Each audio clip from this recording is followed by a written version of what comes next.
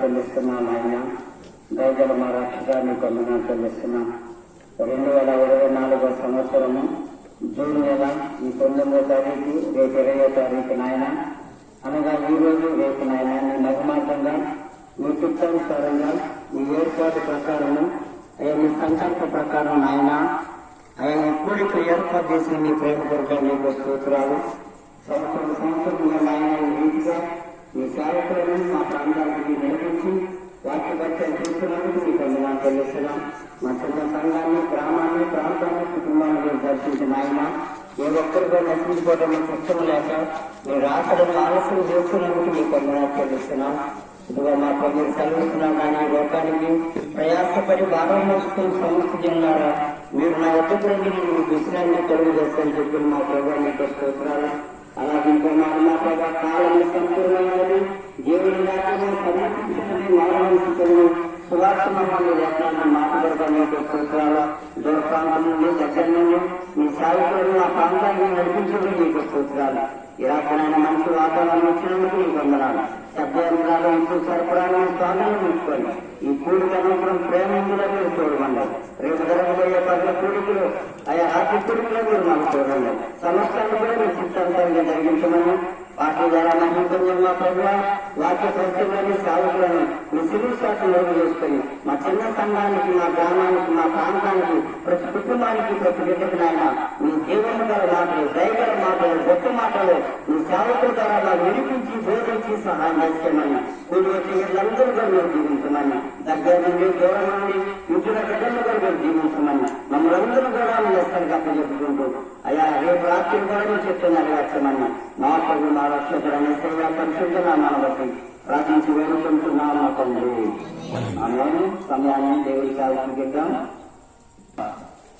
భక్తుడైనటువంటి దావీదు దేవుణ్ణి స్తుతించడంలో ఉన్నటువంటి ఆనందాన్ని, స్తుతించలేకపోవటంలో ఉన్నటువంటి ఆ యొక్క ఫలితాలని తెలియపరుస్తూ ఇక్కడ నీతి మంత్రుడు ఖర్జూర వృక్షము వలె మొబ వేయుడు అని తెలియపరుస్తున్నాడు. ఇక్కడ రెండో విషయాన్ని మీకు నేను తెలియపరుస్తాను. ఒకటి నీతి మంత్రుడు, ఒకటి ఖర్జూర వృక్షం. నీతి మంత్రుడు అనగా ఎవరు? మీ అందరికీ తెలుసు, బైబిల్లో చాలా సార్లు వింటారు. అసలు నీతి మంత్రుడు అంటే ఎవరు? లోకము దృష్టిలో కనుక చూస్తే నీతి మంత్రుడు ఎవరంటే ధర్మకార్యాలు చేస్తూ 10 మందికి ఉపయోగపడితే ఈ గ్రామంలో లేదా ఈ ప్రాంతంలో మంచివాడు ఎవరైనా ఉంటే వాడిని ఏమంటాం, వీళ్ళు చాలా నీతిమంతుడు.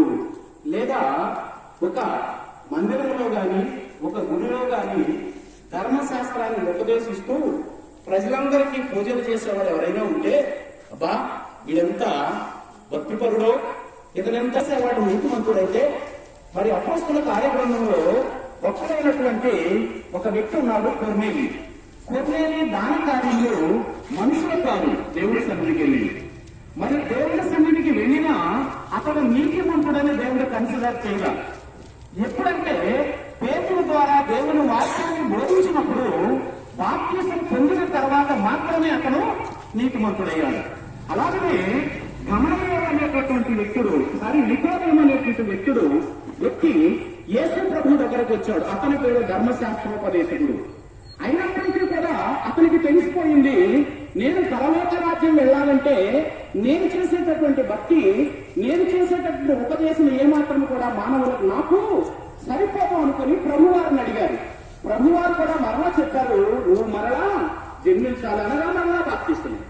అలాగా మూడో వ్యక్తిని చూస్తే సౌలు అనబడినటువంటి పౌలుగా మారిన వ్యక్తి మరి గొప్ప జ్ఞానసత్వముడు, గమనియాలు పాదాల దగ్గర చాలా నిష్ఠాగరిష్టమైనటువంటి భక్తి చేసిన వ్యక్తి, జ్ఞానానికి చాలా నేర్చుకున్న వ్యక్తి. కానీ అతను కూడా ప్రభువారి దర్శనం పొందిన తర్వాత, అనన్య తర్వాత బాప్తిసం పొందిన తర్వాతే అతను కూడా నీతిమంతుడు. కనుక ఈ లోకంలో కానీ ఈ యొక్క విశ్వాస జీవితంలో కానీ ఏ వ్యక్తి అయినా నీతిమంతుడు అని పిలువబడాలి అంటే బైబిల్ గ్రంథంలో చూస్తే ఆ యొక్క రోమా పత్రిక 3వ అధ్యాయం వినండి. 11వ వచనంలో మనకు అనిపిస్తూ ఉంటుంది లేఖనం. నీతిమంతుడు లేదు ఎప్పుడు రోమీయులకు పౌలు భక్తుడు రాసినప్పుడు సంగతి. అయితే ఆది కాండం 6వ అధ్యాయంలో చూస్తే మనుషులందరిలోని ఆలోచనలో, తలంపులలో ఊహ కేవలం చెడ్డదైనప్పుడు మానవ జాతంతా కూడా చెడిపోయినా దేవుని దృష్టిలో ఒక నీతిమంతుడు ఉన్నాడు. ఎవరైనా అలాగనే ప్రతి తరంలో కూడా ఒక్కొక్క నీతిమంతుడు కనిపించాడు. కానీ ఆ కాలం నుంచి కాలం జరుగుతూ వచ్చేసరికి కనీసం దేవుడు మాట్లాడటానికి ఒక్క వ్యక్తి కూడా నీతిమంతుడు లేనటువంటి కాలం వచ్చింది ఆ రోజున. మరి ఈ రోజు ఇంకా కంప్యూటర్ యుగం వచ్చింది, కప్పు కొట్టే యుగం అయిపోయింది. మనుషులందరూ కూడా వారి యొక్క దేహాలలో పైకి శుభ్రంగా ఉన్నారు, సెంటు కొట్టుకుని పైకి నవ్వుతూ నటిస్తున్నారు, పైకి భక్తిమంతులాగా వేషాలు వస్తున్నారు. కానీ వారి హృదయ అంతరింద్రియాల్లో ఉన్నటువంటి పాపం ఏది కూడా కడగబడకుండా భక్తుడని వేషం వేసుకొని కేవలం నీతిమంతులని పేరు పెట్టుకొని తిరుగుతున్నారు. అందుకని రోమీయ పత్రికలో ఖచ్చితంగా చెప్పాడు భక్తుడు ఏమనంటే, నీతిమంతుడు లేడు చెప్పండి ఒక్కడు. భక్తి ముసుగు వేసుకుని బ్రతుకుతున్న ప్రజలే ఆ రోజు. ఈ రోజు కూడా లోకంలో చూస్తే భక్తి ముసుగులో బ్రతుకుతూ నిజమైన దేవుణ్ణి ప్రజలకు చూపించలేనటువంటి అంధకారమైనటువంటి పరిస్థితులు ఈ రోజుల్లో కూడా ఉన్నాయి. అయితే ఇక్కడ ఒక ఆప్షన్ ఇచ్చాడు దేవుడు. మనుషులు ఎవరికి సాధ్యం కానటువంటి పని దేవునికి సాధ్యమైంది. కరుణామైనటువంటి దేవుడు ప్రభు అయినటువంటి క్రీస్తు యేసు ద్వారా ఈ లోకానికి ఒక మంచి చాయిస్ ఇచ్చారు. అదేమిటంటే నిర్హేతుకంగా అందరూ కూడా తప్పి దేవుడు అనుగ్రహించి మహిమను కోల్పోతున్నప్పుడు, పొందలేకపోతున్నప్పుడు ఆయన మాత్రమే తన యొక్క శిలువ యాగము ద్వారా తన రక్తమును బట్టి మనుషులకు విమోచన కలగజేసను. అనగా ఎవరైతే ప్రభు అయిన యేసుక్రీస్తును సొంత రక్షకుడిగా అంగీకరిస్తారో వారిని ఏమన్నారు బైబిల్ గ్రంథం? ఏమన్నారు చెప్పండి? నీతిమంతులు. నాకున్న సమయాన్ని బట్టి నేను స్పీడ్ పెంచాను. చెప్పండి ఏమన్నారు? అయితే ప్రశ్న, మనందరం కూడా బాప్తిజం పొందావా పొందలేదా? చెప్పండి పొందావా? అయితే ఇక్కడ మీరు గమనించవలసింది ఏంటంటే బాప్తిజం పొందింది ఎంతవరకు, తర్వాత ఉన్నటువంటి జీవితం మన మీద ఏ ప్రభావం చూపుతుంది అనేది తెలుసుకోవడం లేఖనం లోతైనటువంటిది. ఇక్కడ సువార్త ఉచితం, రక్షణ ఉచితం, అలాగే పాప క్షమాపణ కూడా ఉచితం. అందుకని బాప్తిజం ఉచితంగా ఇవ్వబడింది ఎప్పుడు? ఒక పాపి తన పాపలను ఒప్పుకొని ప్రభు అయినటువంటి క్రీస్తుని రక్షకుడుగా తన హృదయంలో అంగీకరిస్తే ఆ అంగీకరించిన నాటి నుంచి ఆ వ్యక్తి పేరేమవుతుంది? విశ్వాసి లేదా నీతిమంతుడు. అతనికి ఎంతవరకు పాపాలకు పరిహారం జరుగుతుందంటే తను పుట్టిన దగ్గర నుంచి 50 ఏళ్ల వయసు వరకు కనుక బాప్తిజం తీసుకోకపోతే ఆ 50 ఏళ్ల మధ్యలో చేసిన పాపాలన్నిటికీ కూడా ఆ యొక్క శిలువయాగం సరిపోతుంది. ఒకవేళ 30 సంవత్సరాల వరకు కనుక వాడు పాపిగా ఉండి 30 సంవత్సరాలలో కనుక బాప్తిజం తీసుకుంటే అంతవరకు మాత్రమే సరిపోతుంది. బాప్తిజం తీసుకున్న తర్వాత క్రియాపూర్వకమైనటువంటి జీవితం లేకపోతే, అనగా వాక్యానుసారమైన జీవితం లేకపోతే మనం లెక్క చెప్పవలసిన వారమై ఉంటాము. ఇదే విషయాన్ని భక్తులైనటువంటి పౌలు రోమీయులకు రాసిన పత్రిక 5వ అధ్యాయం నుంచి 6వ అధ్యాయం నుంచి మనం చూస్తే క్రీస్తు యేసులో బాప్తిజం పొందిన మీరు అందరూ కూడా ఆయనలో మరణించారని తెలియదా? మరణించిన వాడి లోకముతో ఉన్నటువంటి చెడ్డవాటితో పని ఉంటుందా? ఒకవేళ బాప్తిజం తీసుకొని మరలా మనం చెడ్డవాటిని చేస్తే, ఇప్పుడు చెప్పండి, మనం నీతిమంతులవా అవినీతిమంతులమా? చెప్పండి, నీతిమంతులవా అవినీతిమంతులమా? మరి ఇప్పుడు ఏం చేయాలి? నీతిమంతులుగా ఈ లోకంలో జీవించాలంటే ప్రభువును నమ్మిన తర్వాత వాక్యానుసారమైనటువంటి జీవితం జీవించాలి. వాక్యానుసారమైన జీవితం అంటే ప్రేమ కలిగిన సత్యము చెప్పుచు అన్ని విషయములలో క్రీస్తు వల్ల ఎదుగుటకు మనం సిద్ధపడి ఉండాలి. కనుక ప్రేమ క్షమాపణ కలిగినటువంటి జీవితాలు మనకు ఉండాలి. ఆ వ్యక్తి ఎవరైతే ఉంటారో వారిని నీతిమంతుడు అంటారు. ఇంకా చెప్పాలి అంటే ప్రభువుని ఆధారం చేసుకొని బ్రతికేవాడు. తను ఏ పని చేసినా, తన పొలం పని చేసినా, ఉద్యోగం చేసినా, ఇంకా ఇంట్లో ఏ పని చేసినా ఎవరైతే నీతికి నిలబడతారో, అంటే ఉద్యోగస్తుడైతే లంచం తీసుకోకుండా, వ్యాపారస్తుడైతే అక్రమం తూనికలు తూయకుండా, అధిక లాభములు పెట్టుకోకుండా, అధిక పని చేసేవాడైతే దొంగ పనులు చేయకుండా, ఇంకా పల్లెటూరులకు నేను చెప్తూ ఉంటాను, పాలు అమ్మేవాళ్ళైతే నీరు కలపకుండా.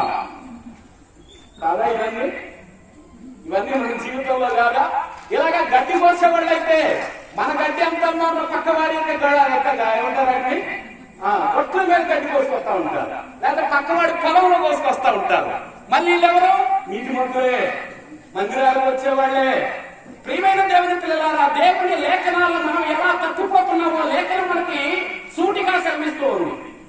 నేను చెప్తున్నది ప్రతి కూడా లేఖనం వరకు. కనుక ఇలాంటి నీతిమంతుడు ఎవరైనా ఉంటే, ఎలాంటి నీతిమంతుడు?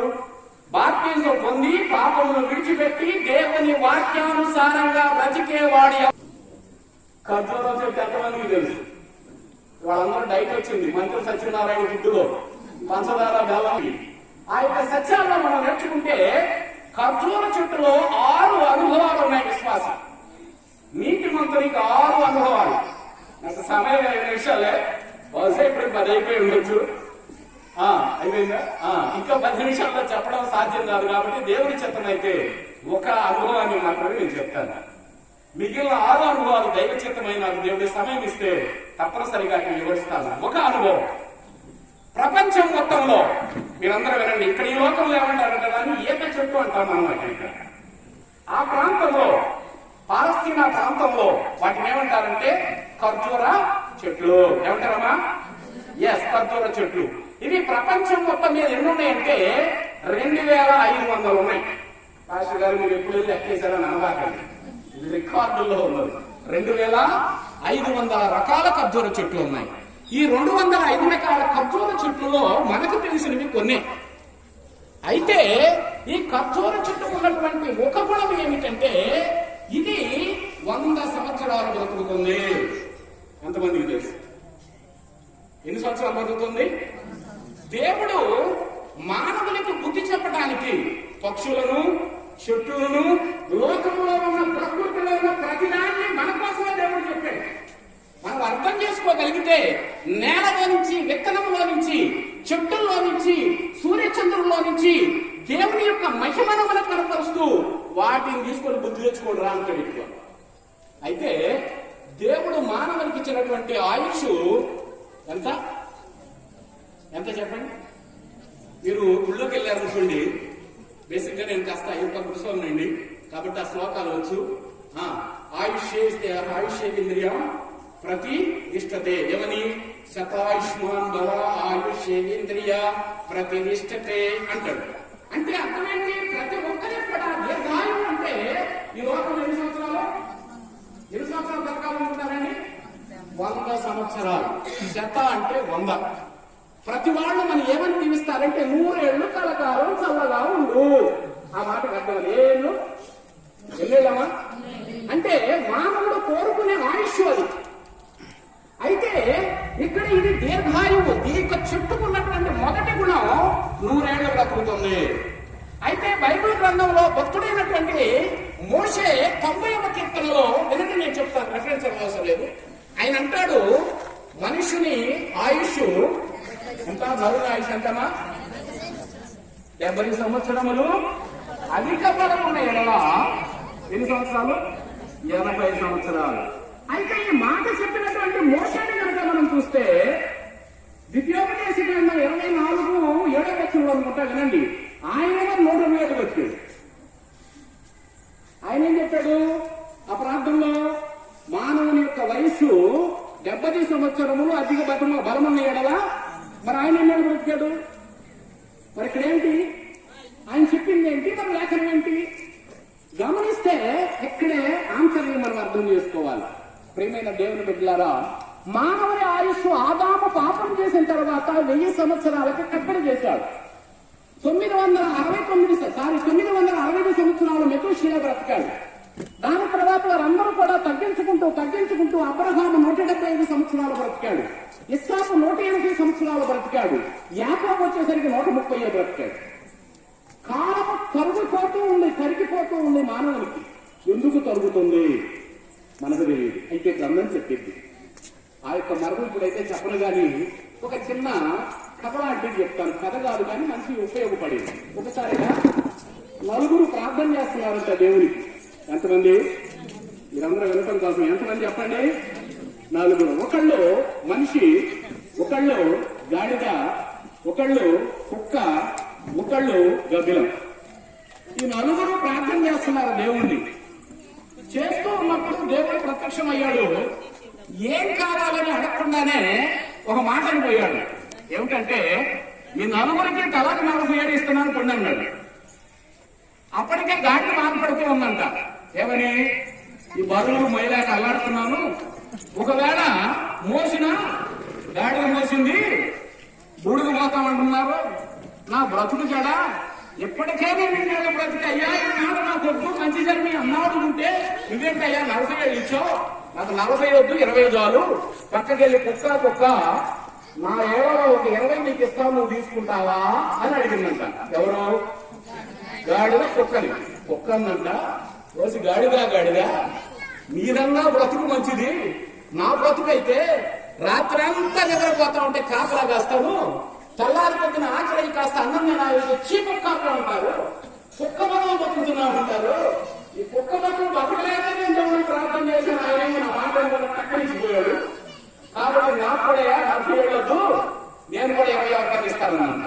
ఇక్కడ డబ్బులు చదివిల్లారంటే 3 డబ్బులమా నా బొద్దు మరి వేసి వేస్తే అది కూడా దాని వల్ల రికార్డు నేను చీకట్లో పడుతున్నాను, చీకటి పడుతున్నా బొద్దు అన్నా ఉంటుందంట. సరే ఈ మూడు డిసైడ్ అయిపోయి మనిషి దగ్గరకు వచ్చినాయి అంట. మనిషి దగ్గరకు వచ్చి మనిషి దేవుడు మాకు ఇలా ఇచ్చాడు, మేము ఇలా అనుకుంటున్నాము, మరి మా 20 నువ్వు చూసుకుంటావా అన్నారు గాడిగా. మానవుడికి ఆసక్తి కదా, ఏం చేశాడు? జీవన సంఖ్య కొట్టాడంట. ఎస్ తీసుకుంటారన్నాడంట 65. ఇలాగ కుక్క వచ్చిందంట, కుక్క కూడా 20 ఇచ్చిందంట. ఎన్నైనా తర్వాత గబ్బిలం వచ్చి గబ్బిలం కూడా సీన్ అంతా సేమ్ కదా. ఇప్పుడు టోటల్ ఎన్నేళ్ళైనా మనుషులు ఎన్నేళ్ళు బ్రతకాలని జీవిస్తున్నారు.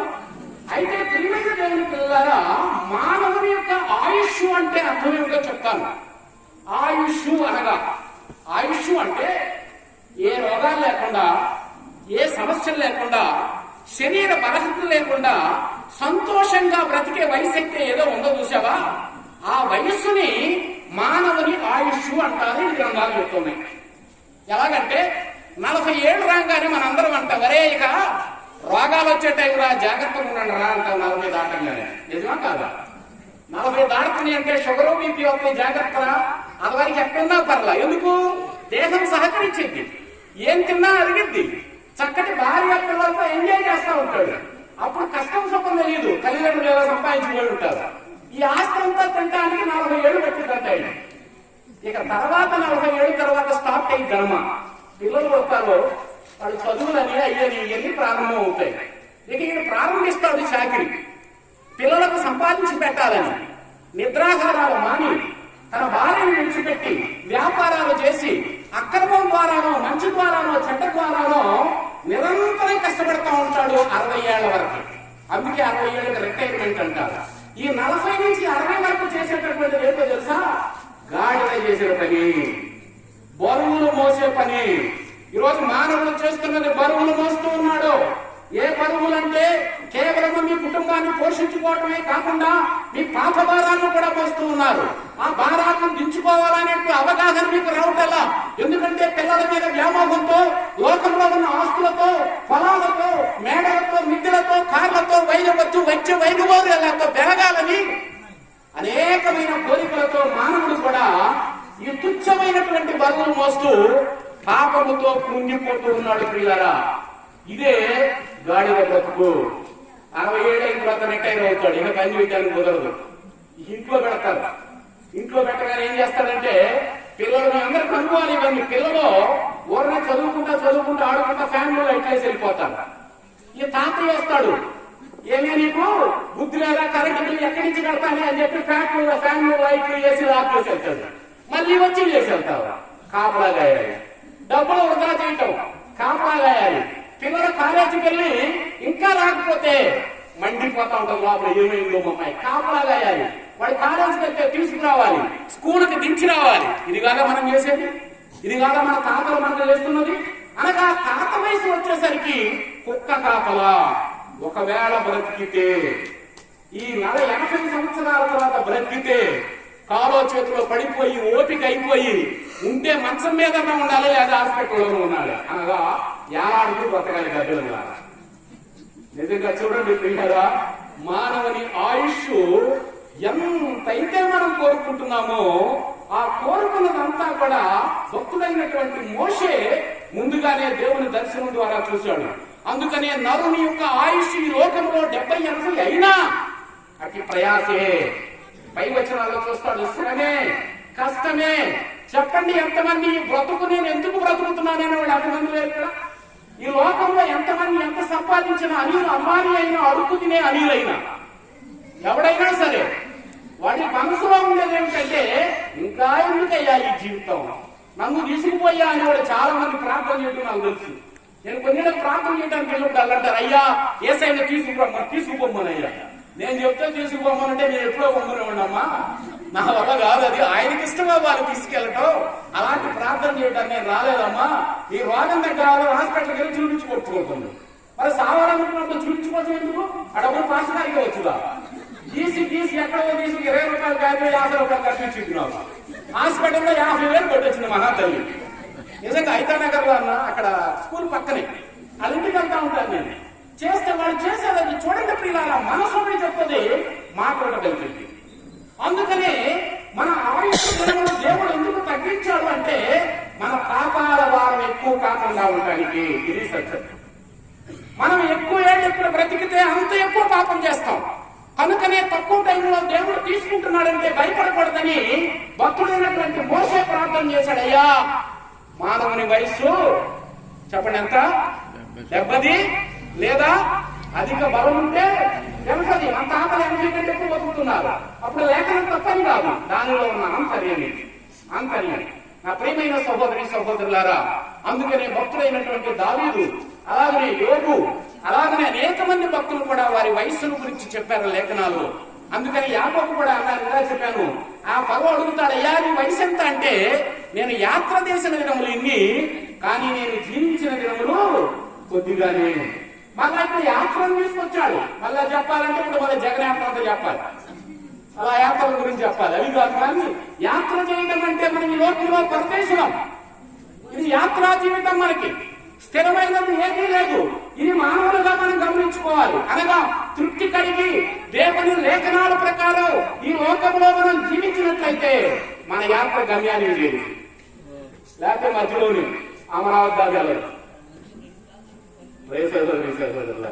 ఈ విషయాలన్నీ కూడా జ్ఞాపకం చేయొచ్చు. కాబట్టి భక్తుడైన దావీదు అందుకే పాడుకున్నాడు మంచి పాట. ఏమనంటే, తెలుపుమూనా అంతము నాకు, తెలుపుమూనా ఆయువు ఎంతో, తెలుపుమూనా అంతము నాకు, తెలుపుమూనా ఆయువు ఎంతో, తెలుపుమూ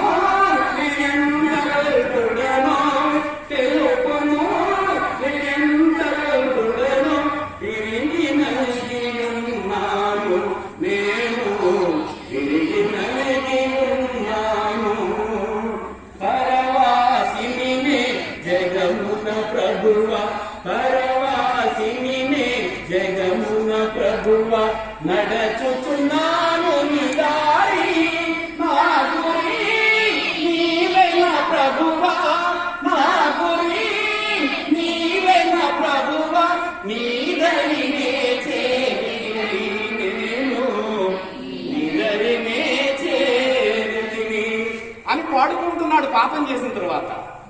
ప్రియమైన దేవుని బిడ్డలారా, ఆ యొక్క అంజూరపు చెట్టులో ఉన్నట్టు ఆ యొక్క ఖర్జూరపు చెట్టులో ఉన్న ఒక గుణం ఏమిటంటే అది దీర్ఘాయువు కలిగినటువంటిది. ఇక మిగతా 5 అనుభవాలు ఉన్నాయి.